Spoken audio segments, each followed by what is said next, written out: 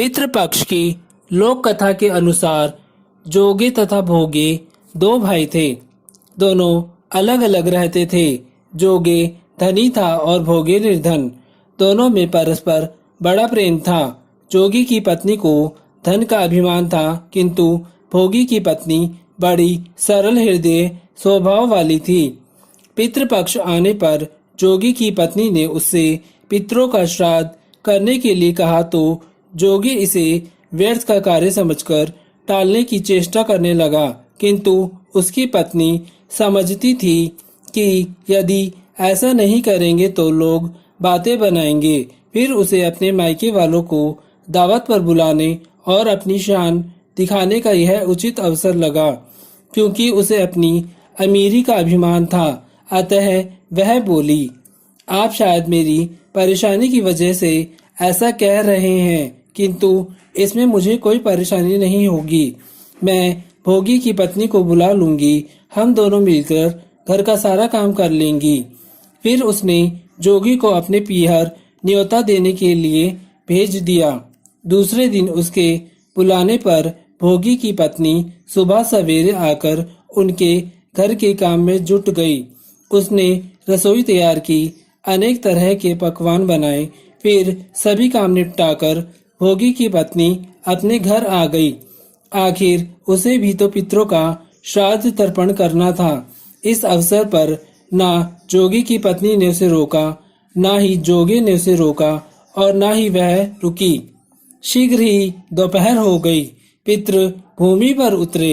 जोगे भोगी के पितृ पहले जोगी के यहाँ गए, तो वहां पर जाकर क्या देखते हैं कि उसके ससुराल वाले वहां भोजन पर जुटे हुए हैं। वह निराश होकर वे भोगी के घर गए। वहां क्या था, मात्र पितरों के नाम पर अग्यारी दे दी गई थी।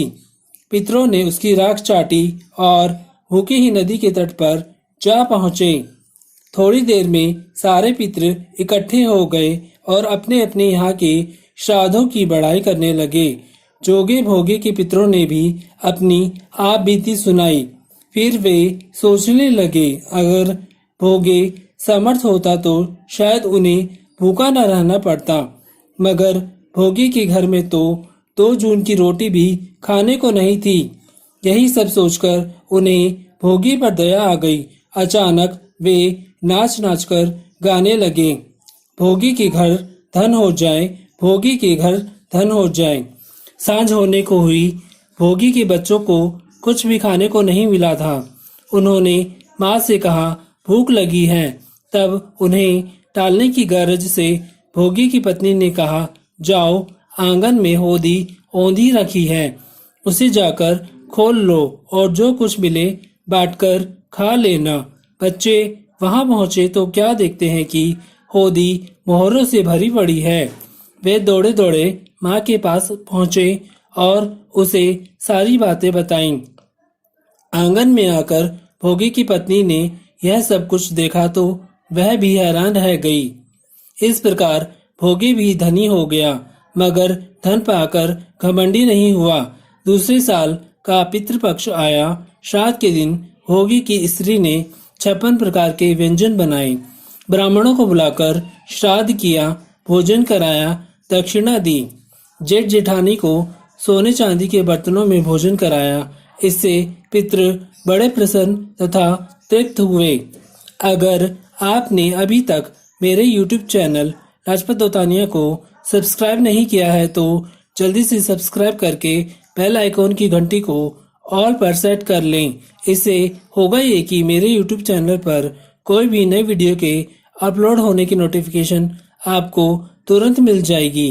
और वीडियो को पूरा वॉच करें। अगर आपको वीडियो अच्छा लगा हो तो वीडियो को ज़्यादा से ज़्यादा लाइक करें, शेयर करें और एक बहुत अच्छा सा कमेंट करना ना भूलें।